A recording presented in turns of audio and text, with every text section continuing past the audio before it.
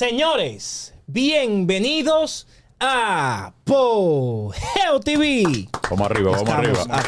Estamos activos. Toda la gloria y la honra a Dios. Señores, recuerden suscribirse y activar la campanita, ya que tenemos como meta alcanzar el 1.000.000 de suscriptores. Para mí, este es uno de los programas más favoritos, porque es hablar de Dios que vamos. Rubén, pastor, ¿qué tenemos en el día de hoy? A su nombre, gloria, que Dios bendiga de manera especial a cada una de las personas que se conecta con nosotros en el poderoso nombre de Cristo Jesús, Señor nuestro. Amén. Como siempre, como dice mi compañero, un privilegio para mí este segmento, ya que quien lo imparte es mi pastor, mi amado pastor Alessandro de la Cruz. Hay algo muy importante a toda aquella persona que nos sigue, ese es mi pastor, y vamos a hacer una actividad para que todos sus seguidores, los que puedan, hagan un esfuerzo. Vamos a hacer una actividad en la iglesia para una actividad en conjunto multitudinaria, ¿verdad, pastor? Amén. Así que prepárense. Hoy tenemos un tema muy poderoso y muy especial, y entonces, pastor, los micrófonos son suyos. Muchísimas gracias. Que Dios bendiga a toda la vasta audiencia y a los cibernautas de esta plataforma Apogeo TV. Hoy tenemos un programa súper importante, el cual titulamos Una mirada al Mesías desde Occidente y Oriente. ¿Cómo así, pastor? ¿Qué significa eso? Una mirada hacia el Mesías desde Oriente hacia Occidente. ¿Y qué es un Mesías? Exacto, ¿qué significa?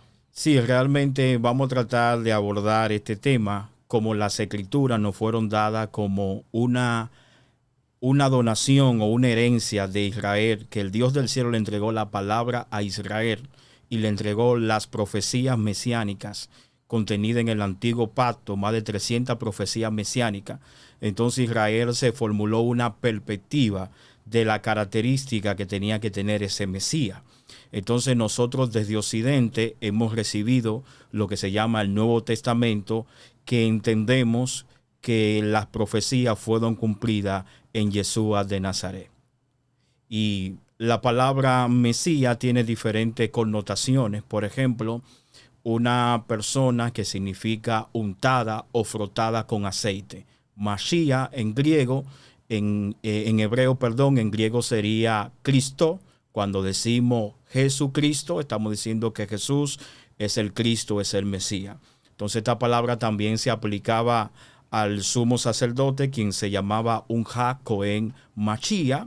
Es decir, el sumo sacerdote era frotado con aceite para cumplir una tarea o una asignación espiritual dada por Dios. Pero también a los reyes de Israel, como a Saúl y a David, se le conoce como Mashiach Hashem, los ungidos de Dios. También los utensilios del templo que eran ungidos con aceite para una tarea especial también tenían el título del Mesías. Y ya de parte superlativa también se habla como del Mesías, aquel Salvador o Rey que había de venir para salvar y cumplir la profecía contenida en el Antiguo Testamento. Aunque también tenemos personas que no fueron ungidas con aceite ni pertenecían al pueblo de Israel, que fue ungida por Dios. En el caso del rey Ciro, en Isaías 45, nos habla que este rey ni vivía en Israel, ni fue ungido con aceite, mas sin embargo fue escogido por Dios para la tarea de hacer el exilio de Israel y también para que Israel construyera el templo. Amén. Entonces él es considerado un Mesías, pero no el Mesías, que ahí es que vendría la característica especial de este título. O sea que hay una alabanza que dice, ven Mesías, ven. Cuando usted habla de Mesías, usted está hablando de alguien ungido. Exacto. O apartado, o preparado. Pero algo muy poderoso, y hoy aprendí eso. O sea, hay una diferencia entre lo que un Mesías y el Mesías. Exacto. Nosotros nos encontramos que el antiguo pacto sostiene 300 profecías que debía de cumplir esta persona que vendría al mundo. La diferencia viene cuando los maestros de Israel, entre ellos los rabinos, el Rambán, que es considerado una de las mayores autoridades en cuestiones del judaísmo, como lo es Maimónides, en el siglo XII de la era común, él escribió la característica que debía tener ese Mesías. Entonces, a partir de ahí ya Israel no tiene lo que pensaban los otros rabinos del siglo I al siglo X, sino ahora lo ven a través del lente de Maimónides, lo que él dijo a partir del siglo XII, que se conoce como Misné Torás, y él decía que debíamos esperar el Mesías que venga ya sea de forma temprana o tardía, y aquel que no esperaba al Mesías también estaba contradiciendo la Torá. Esas 300 profecías, ¿las cumplió Jesús cuando vino al mundo? Sí, en el desarrollo del programa vamos a ver, por lo menos vamos a tocar 20 o 21 de esas 300, porque el tiempo del programa no nos daría para abordarlo. Todas. Algo especial que tenemos que ver es que hubo un matemático que hizo una proyección si a una persona X podía cumplir por lo menos 20 de estas 300 profecías. Y la estadística o la proyección que él le dio fue que equivale a tú poner un 1 por 10 a la 175, potencia a la 175. Es decir, que la probabilidad de que una persona cumpla 20 profecías es como tú poner un 1 seguido de 175 ceros y compararlo con un 1. Yo tengo una pregunta. ¿Cuántas veces se profetizó de el Mesías que había de venir, de Cristo, en el Antiguo Testamento? Vamos a tener diferentes ventanas. Tú sabes que la revelación de Dios en el Antiguo Testamento es una revelación que viene progresivamente. Tú vas a tener profecía de 18 siglos que se le dieron a Abraham, va a tener profecía de 15 siglos que se la dieron también a otros profetas, va a tener profecía de 10 siglos que se la dieron a David, y va a tener profecía de 8 siglos que se la dieron al profeta Isaías, y va a tener profecía de 5 siglos que se la dieron al profeta Miqueas y a otros considerados profetas del Antiguo Testamento. Hay algo que me hace, que me despierta la curiosidad, y es por qué entonces Israel no aceptó a Jesucristo cuando nació. ¿Por qué no aceptaron al Mesías? ¿Cómo le esperaban ellos? Bueno, primeramente Maimónides dice que el Mesías tenía que ser una persona que traiga paz a toda la tierra. Y tenía que venir como un rey príncipe que destruyera a todos los enemigos políticos de Israel, y también volviera a reunir a todos los judíos dentro de Israel. Entonces, como ellos se formaron una perspectiva conforme al contexto histórico, político y militar que estaban viviendo, como ellos tuvieron el yugo de diferentes imperios. Pero eso se lo creyeron ellos. Exacto. No era que se lo especificaba las profecías. La profecía le especifica, pero ese como en una segunda venida, no en la primera venida del Mesías. Inclusive, los judíos esenios que se encontraban cerca del Mar Muerto, donde se descubrieron los pergaminos del Qumran, ellos tenían una teoría de dos Mesías. Es decir, había un Mesías llamado Mesías ben Yosef, es decir, el Mesías hijo de José, que lo veían como un Mesías sufriente. Y otros tenían otra teoría, que era el Mesías ben David, es decir, el Mesías hijo de David, que venía como un militar político triunfante y destruyendo todo poderío militar y establecer la paz en Jerusalén.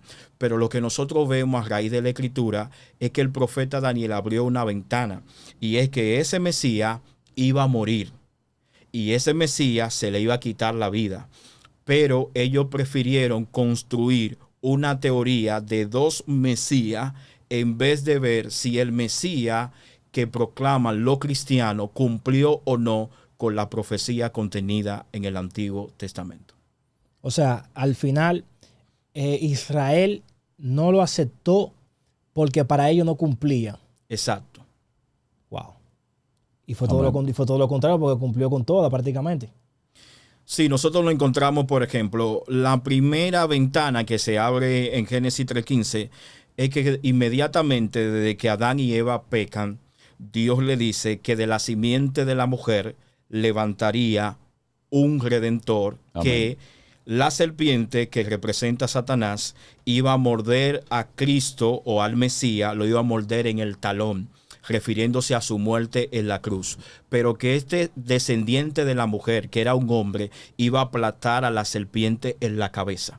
Wow. Entonces, a partir de Génesis 22, Dios le dice, ya no es a una profecía general, sino que Dios dice, yo voy a escoger una familia, y esa familia es la del patriarca Abraham. Le dice, Abraham, en ti serán benditas toda la familia de la tierra. Amén. Entonces, después que Dios coge una familia, dice Pablo en Gálatas 3:16 que Dios no habla de las simientes como que hablase de muchos, sino que habla de una simiente. Y que esa simiente que vino, como dice Gálatas, nacido de mujer, nacido bajo la ley, y que vino a cumplir esa promesa, es Cristo el Mesías, según Gálatas 3:16. Y es muy importante saber que quien escribe esta palabra era una persona que tenía la cosmovisión del Mesías como Israel lo había construido. Político, rey, poderoso. Exacto, pero que por la revelación del Espíritu a él se le da a entender que Yeshua de Nazaret, el que él perseguía, es ese Mesías que se había profetizado en las Sagradas Escrituras. Wow, poderoso. Entonces, a partir de ahí, después Dios de una familia pasa a una tribu. Y dice que la tribu de Judá, según Génesis 49:10, vendrá Shiloh, el pacificador, y a él se congregarán los pueblos. El término Shiloh es un término para decir aquel que tiene como autosuficiencia propia, aquel que no depende de nadie. También en la raíz hebrea para decir apóstol o enviado. Nosotros tenemos la palabra Shiloh o Siloé cuando Jesús sanó al ciego y lo dijo, ve, lávate al estanque de Siloé. Entonces Jesús está diciendo, yo soy aquel que se envió para cumplir con la profecía. Y importante saber que dice que no será quitado el cetro de Judá. Importantísimo saber que la única forma o el único tiempo cuando de Judá no hubo un gobernador fue en el tiempo que gobernó Herodes el Grande. Y en el año 30 después de Cristo había un gobernante no judío sobre Israel. Y fue el único tiempo que podía venir el Mesías a la tierra, y eso fue cumplido aproximadamente en el año 30 de nuestra era común. Wow. Para que usted me especifique, ¿qué significa cuando la palabra dice no será quitado el cetro de Judá? O sea, que será quitado en el sentido, no vendrá, tú sabes que a David por juramento divino, por pacto divino, se le dijo que siempre había un descendiente de él que se sentaría en el trono. Amén. Ese fue el único momento en la historia cuando Israel, o Judá específicamente, tuvo un rey que no era judío ni era israelita, que era Herodes. Entonces es importante saber que esa profecía se cumplió en el año 30. ¿Pero por qué se cumple en el año 30? Porque hay un profeta bíblico en el capítulo 9 de su libro, que es Daniel, que él ve a Jerusalén devastada y comienza a orar pidiéndole al Señor que le diga cuál es el tiempo que van a estar terminada la profecía y cuándo habrá de venir la restauración sobre su pueblo. La Biblia dice que 70 semanas están constituidas sobre tu pueblo. Y esas 70 semanas que están en Daniel son semanas de 7 años. Cuando multiplicamos 70 por 7 te da 490 años. Entonces hubo un rey que iba a dar una orden o un decreto, que era el rey Artajerjes, y él dijo, en 7 semanas de 7 años, 7 por 7, 49. A partir de los 49 años de ese decreto, se restaura el templo de Jerusalén. Entonces quedan 343 años. Cuando tú sumas el tiempo que se dio el decreto, el 457 antes de la era común, y le sumas los 343 años, justamente te da el año 27, que fue el año cuando Cristo se bautiza en el río Jordán. Y más poderoso aún, que dice que a la mitad de la siguiente semana se le quitará la vida al Mesías. Es decir, que Cristo muere en el año 30 o en el año 33 de la era común, en cumplimiento de la profecía de Daniel contenida en el capítulo 9. Pues entonces es una realidad, enlazándolo con lo que usted está explicando, una frase que dice la palabra, que dice, le decían a Jesús como salve rey de los judíos. Sí, realmente. Entonces habían profecías que te apuntaban, por ejemplo, que el Mesías traería paz o traería restauración de la nación. Pero ellos esperaban una paz política o social. Y Jesús vino a traer una paz espiritual. Usted sabe, pastor, que usted me que le interrumpa, conforme a lo que usted está hablando del tiempo, de los años. Entonces los políticos y los reyes de ese tiempo sí llevaban cronológicamente el tiempo en el cual se podía levantar un rey en Judá. Por eso, entonces ahora entiendo por qué ellos se sentían tan amenazados con la presencia de Cristo. Exacto. Y, Wow. y una profecía también que apunta a Malaquías, quien escribe 5 siglos antes de la llegada del Mesías, y es que dice, vendrá súbitamente el Señor a su templo.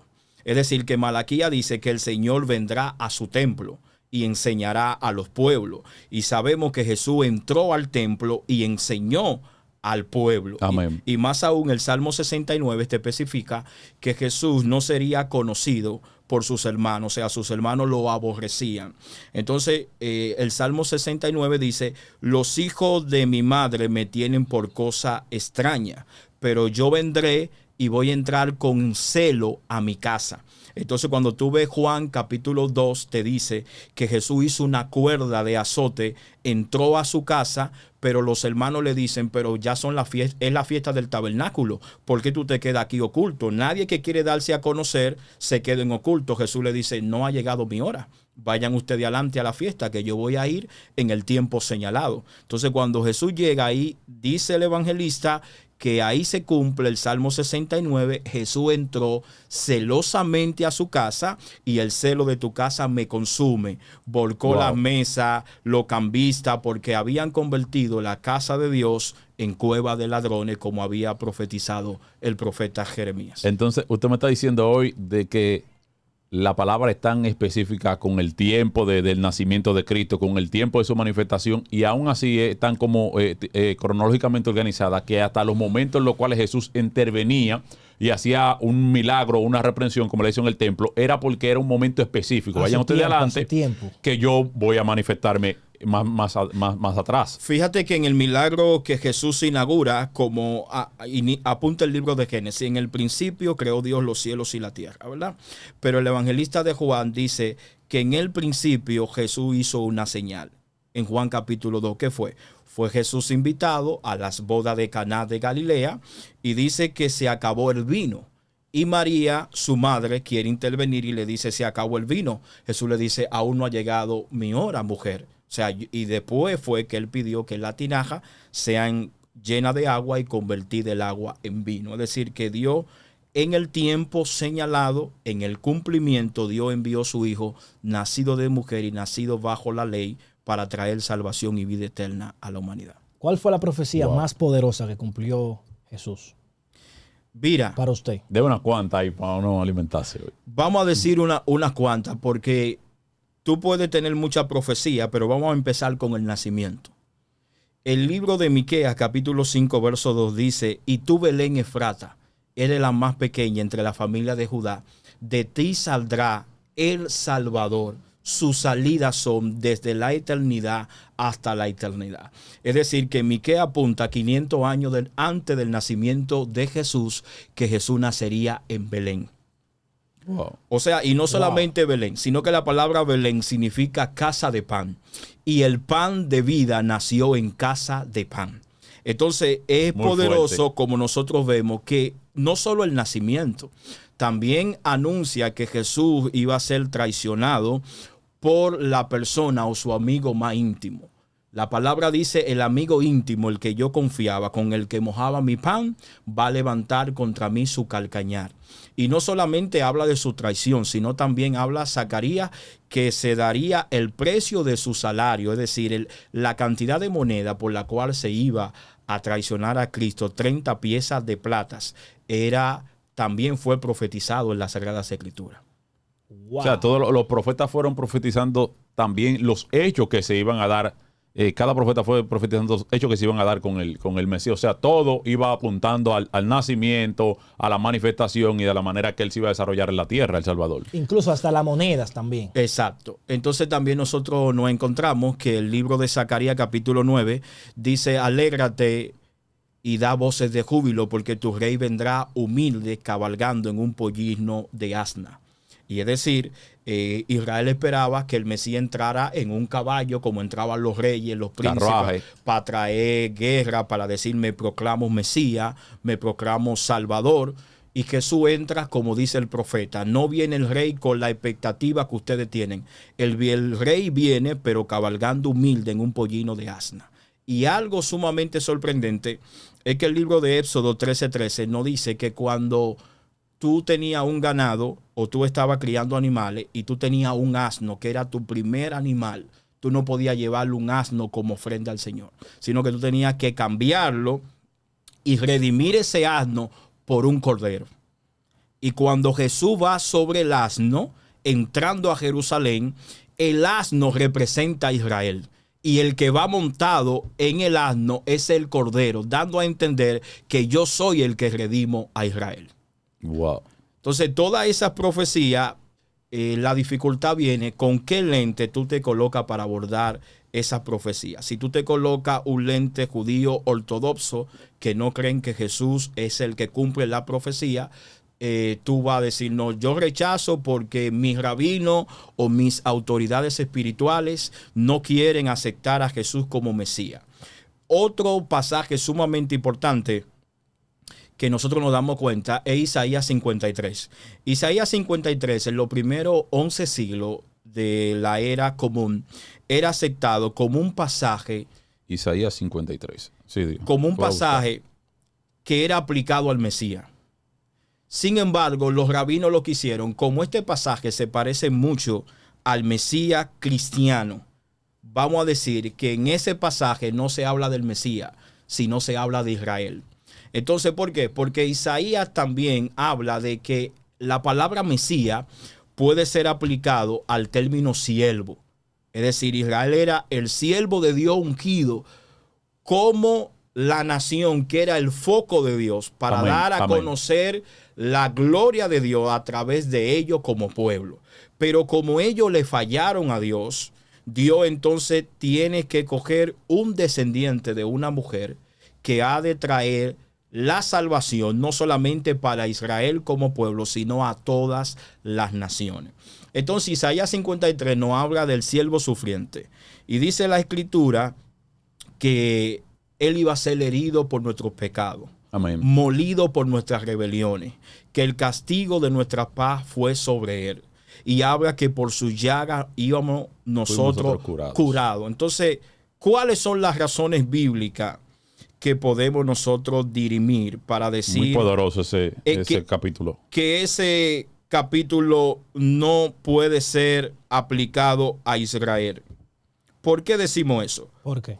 Por las siguientes razones. Número uno, nos dice aquí que la última parte del 8º verso dice, mi pueblo, esto es el pueblo judío.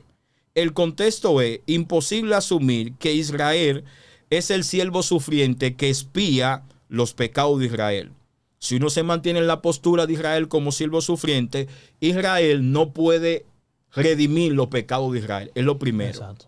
Segundo, también habla de que el siervo sufriente aparece mencionado a través del capítulo como un solo individuo, como una persona y no como una nación. Número 3, en el Pechá, que es un sistema de interpretación hebrea, dice, el siervo no ha hecho maldad y es irreprochable. Nosotros sabemos por los profetas que Dios reprendió a Israel y a Judá muchas veces por los pecados de su pueblo y lo mandó a hacer techubá, que es la palabra hebrea para arrepentimiento. Es decir, que el siervo que se menciona en Isaías 53 es un siervo irreprochable y que se ha mantenido fiel a Jehová, y nosotros sabemos por la palabra que Israel no se ha mantenido fiel al Señor durante toda su historia. También, razón cuarta, dice, el pueblo judío siempre resistió las persecuciones que ha tenido que padecer a lo largo de los años. Mas, sin embargo, la persona que va a ser molida, o el siervo sufriente de Isaías 53, dice que va a ser molido por nuestros pecados, pero que no va a abrir su boca. Amén. Es decir, no va a haber queja en él, no va a haber reproche, sino que él sabe que vino de parte del Padre para ir a la cruz del Calvario y entregar su vida por nuestros pecados. O sea, pastor, escúchame, que todos esos adjetivos que usted está mencionando ahí, de sufrido, de sin pecado, de una persona de alguien que no iba a hablar, Israel no lo cumplía, claramente está. Y tampoco el sufrimiento de Israel tampoco trae sanidad. No redime los pecados de los demás. Sanidad a las naciones. Amén. Y es importante que muchos rabinos tenían al Mesías, un título del Mesías también era el leproso. Y tú me dirás, ¿por qué el leproso? Porque así como la lepra, que es una erupción cutánea que trae llaga y trae cortaduras al cuerpo, así el siervo sufriente, sus llagas en su sacrificio iban a traer sanidad a nuestros pecados y a nuestras enfermedades. Entonces esa es la persona de Jesús, que nosotros vemos el cumplimiento de esa profecía y no en la nación de Israel. Entonces también el verso 12 dice que el siervo va a morir por los pecados. Israel, aunque ha padecido y ha sido bien perseguida, Israel no ha desaparecido como nación ni ha muerto por los pecados de la humanidad. Pero la parte que yo entiendo que arroja más luz sobre Isaías 53 es que en una ocasión tenemos el evangelista Felipe en Hechos capítulo 8, para aquellos que creen que el Nuevo Testamento es palabra de Dios. Se encuentra Felipe el evangelista con un eunuco que es funcionario de la reina de Candace, y viene en su carro del templo de adorar al Señor y va leyendo en un libro que hoy sabemos que leía Isaías 53, y el ángel y el espíritu le dice al evangelista Felipe: acércate a ese carro y pregúntale si él está entendiendo lo que está leyendo. Y le dice: ¿cómo podré entender si no hay nadie que me explique?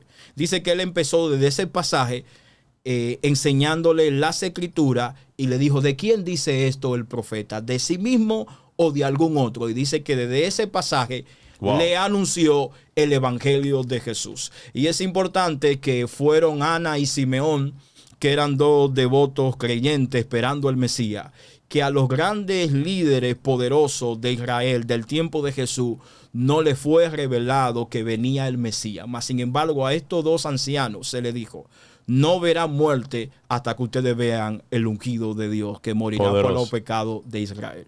¿Y se cumplió eso? Claro. Vemos que tanto Ana como Simeón descendieron al templo, y dice que ellos vieron y cargaron el niño y le hablaron, le profetizaron a los padres y le dijeron: una espada va a traspasar tu alma, diciendo que muerte iba a tener el niño que había de venir. Así mismo. Wow. Pero qué sorprendente es que cuando ellos cargaron y estuvieron en la ceremonia de la circuncisión del niño y de la ofrenda, dijeron: Señor, despide a tu siervo en paz, porque han visto mis ojos la salvación de Israel. Wow. Es poderoso cuando Dios le dice a alguien: no va a haber muerte hasta que no se manifieste esto en tu vida. Realmente. Y nosotros nos encontramos mucho más profecías. Por ejemplo, Isaías 40 dice que vendría una voz de uno que clama en el desierto, que traería, o iba a ser como el greda, iba a ser como el preparador del camino del Señor. Entonces a Juan el Bautista le preguntaron: ¿tú eres el Cristo? ¿Eres el Mesías que había de venir? Él dijo: yo no soy, pero viene detrás de mí uno que yo no soy digno de desatar la correa de su calzado. Entonces, lo importante también que Juan registra, que el que tenía el Mesías no solamente iba a traer la mayor revelación de Dios a la tierra, sino que iba a traer el Espíritu de Dios a aquellos que le recibieran. Y esto fue lo que dijo Jesús: si alguno me ama, guarde mis mandamientos. Y el que guarda mis mandamientos, vendremos el Padre y yo, y haremos morada en él, en su interior. Y esta es una de las mayores bendiciones del Mesías, y es que él trae no solo el conocimiento de Dios, sino que trae el Espíritu de Dios, y ese Espíritu pasa a morar en el interior de toda persona que se arrepiente de sus pecados y recibe a Cristo como Señor y Salvador. Con tantas profecías cumplidas, Poderoso. ¿por qué al día de hoy Israel no cree en el Mesías, no cree en Jesús? Mira, el 80% de la nación de Israel ha caído lo que se llama en ser secular. En ser una nación, tú vas a tener muchas personas ortodoxas que solamente van a aceptar el Antiguo Testamento como palabra de Dios. Entonces, otra parte de Israel, hay una parte que se está dando a lo que se llama el judaísmo mesiánico. Significa que ellos aceptan a Jesús como Mesías. Han cambiado esa postura. Han cambiado esa postura. Incluso yo tengo libros de rabinos y también conozco rabinos que han aceptado y han cambiado esta postura, porque ellos han abierto la ventana del entendimiento, porque uno de los nombres también que se le da al Mesías es que dice la Escritura que él sería la piedra que pondría a prueba la fe del pueblo de Israel. Dependiendo de cómo ellos aceptaran esa piedra que Amén. representa la revelación de Cristo, le daría entendimiento o le pondría un velo que le impediría a ellos conocer al Mesías verdadero. Entonces, uno de los nombres para piedra es la palabra Aben en hebreo, que la palabra Ab significa padre y la palabra Ben e hijo. Es decir, que Cristo traería la revelación del Padre, siendo él el hijo del Padre, para traernos la revelación que el Padre le envió. Ahí es cuando él dice, el Padre y yo uno somos, el que me ha visto a mí, ha visto al Padre. Exactamente. Entonces, también los rabinos sabían que una de las profecías era que, que tenía que ser mayor, el Mesías tiene que ser mayor a Abraham, a Isaac y a Jacob, es decir, mayor en autoridad espiritual. Entonces, algo de que Jesús dijo en Juan capítulo 8 y por el cual lo querían matar también, es que él dijo, antes que Abraham fuese, yo soy. Wow. Y yo soy mayor que Abraham, y Abraham vio uno de mis días y se gozó. Es decir, que Cristo mostró por las Escrituras, y lo que dice Isaías 35, que el Mesías también traería sanidad. Dice, van a saltar, el débil se va a fortalecer, pero al ciego se le abrirán los ojos, al mudo se le soltará la lengua, y amén, al que cojo va a ser sanado y va a saltar. Entonces, algo que se vio en el ministerio de Yeshua es que el cojo saltaba, el ciego veía y el mudo se le soltaba la lengua. Entonces, dando cumplimiento a la profecía del antiguo pacto. Entonces, por ejemplo, Israel va a creer en el anticristo. Como, ellos van a aceptar al anticristo como el Mesías, ¿no es? Exacto. Eso es lo que establece la palabra. Que ellos entraron en un periodo de endurecimiento en parte, porque tampoco creemos que todo Israel rechazó a Dios. No, tampoco es así, porque los 12 apóstoles eran israelitas. Los que escribieron el Nuevo Testamento, con excepción de Lucas, eran todos de Israel. También, pastor, hubo un grupo que creyó cuando este hombre Lázaro resucitó. Sí. Dice que muchos de los judíos se apartaban y creían en Cristo a causa de Lázaro. Pero ahí mismo tú ves que el pasaje te dice, y otros fueron y dieron noticia a los principales sacerdotes. Sí. O sea que en la audiencia... Lo querían matar por un lado, no creían, y otro una persecución. O sea, era una audiencia dividida. Una parte aceptaba el mensaje y otro la rechazaba, porque tú sabes que el hombre no quiere perder su influencia Amén. o su poderío político, religioso y económico. Cuando, bueno, alguna gente dan eso como alguna de las motivaciones que tuvo Judas para vender al maestro, de que Judas quizá era el que venía de una familia aristocracia, de la aristocracia más económica, con mayor entendimiento.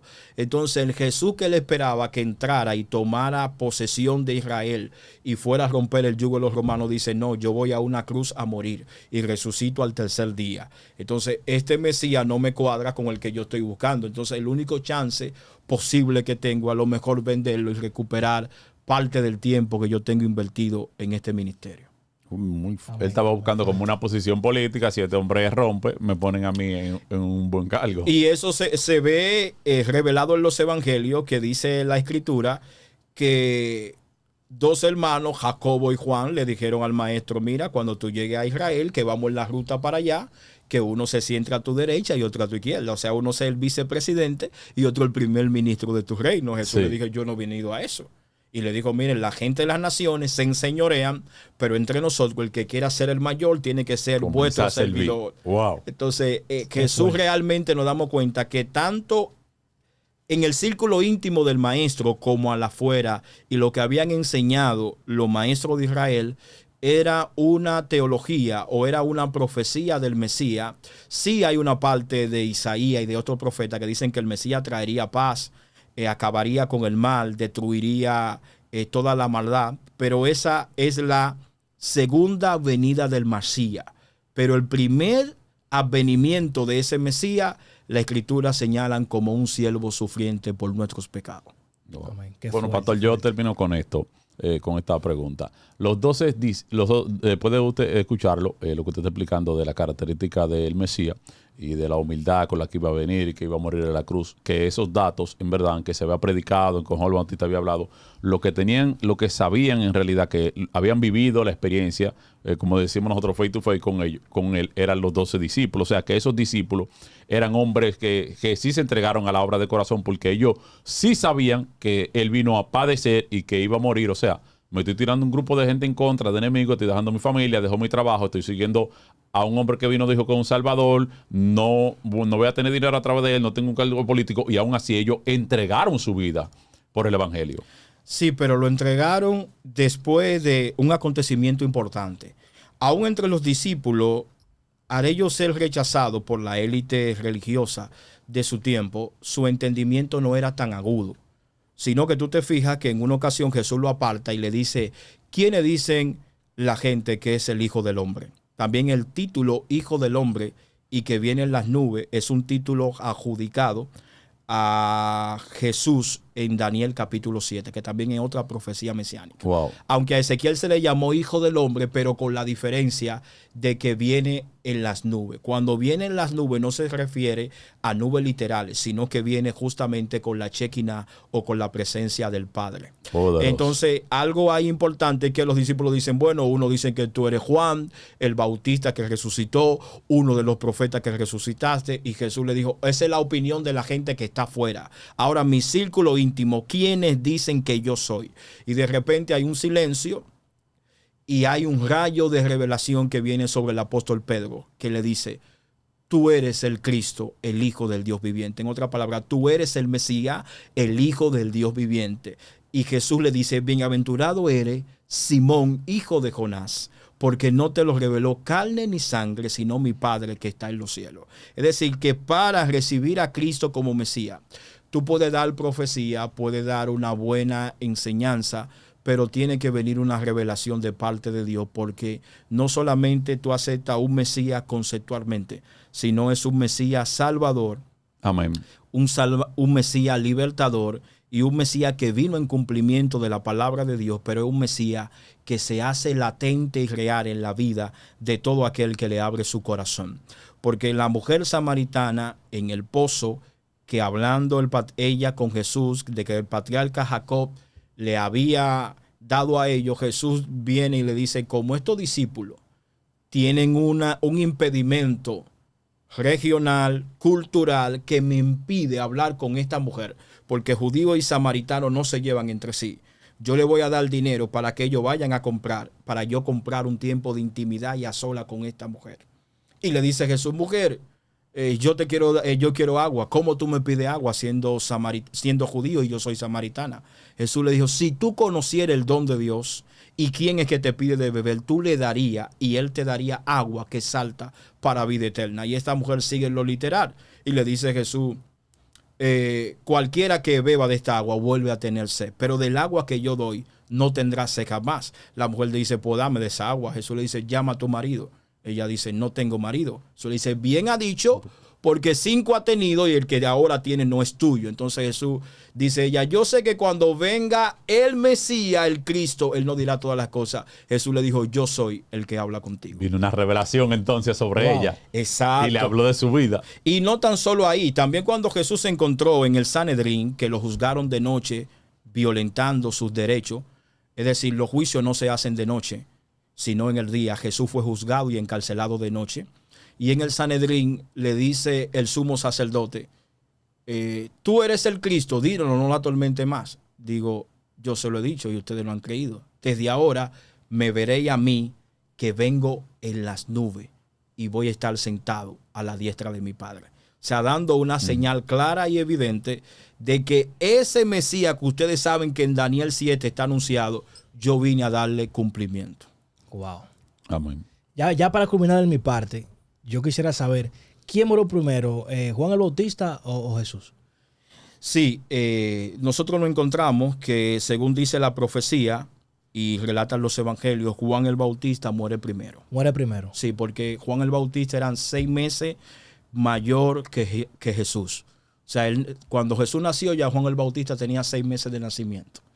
Y eran primos. Y él viene como ese profeta valga la redundancia, profetizado en Isaías 40, que venía a preparar el camino para que atrás los corazones estuvieran preparados para recibir la palabra que el Mesías traía. Pues ya, ahora sí, ya por culminar ya de mi parte. ¿Por qué matan a Juan el Bautista? Bueno, Juan el Bautista es muerto. Vamos a hacer una explicación un poco diferente a lo que se escucha. Él denuncia que hay dos hermanos que son reyes, ¿verdad? Herodes Antipas o Herodes el tetrarca. La palabra tetrarca significa tetra, gobernador de 4 provincias. Entonces uno estaba en adulterio con la mujer del otro. Entonces Juan el Bautista le dice, mira, no te es lícito convivir con la mujer de tu hermano. Tú estás en un adulterio y eso está en contra de la palabra. Y Dios está en contra de tu decisión. Pero dice la Escritura que aparte de que Juan le decía eso, él lo escuchaba de buena gana y tenía temor. Más sin embargo, había otra, la mujer con quien él estaba cometiendo el adulterio, le tenía odio a Juan el Bautista. Entonces su hija danza en un cumpleaños, en un almuerzo, en una cena de ellos, perdón.